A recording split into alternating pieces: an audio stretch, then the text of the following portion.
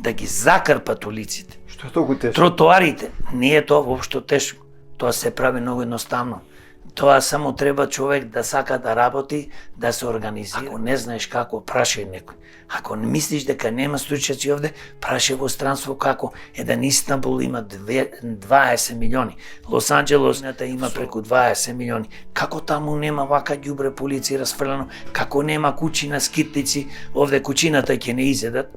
Не можеме да се грижиме за ѓубрето, не можеме да се грижиме да ги одржуваме улиците, тротоарите.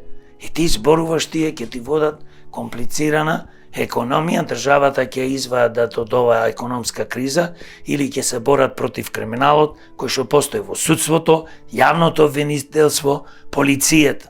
Овие се неспособни луѓе. Висока политика. Не е да е тоа висока политика, овие се луѓе кои што доаѓаат 33 години тоа не се случува, доаѓаат на власт со една единствена цел, да владеат, да се богатат, да живеат раскошен расипнички живот. Ни за Македонија, ни за економија, ни за здравство, ни за образование, ни за инфраструктура, ни за животна средина, ни за пензионерите, кои што се оставени на милост и немилост и ги лажиме со 2.500 зголемување на 6 месеци, и сега минимална пензија било 15.000. Па кој може да живее со 15.000?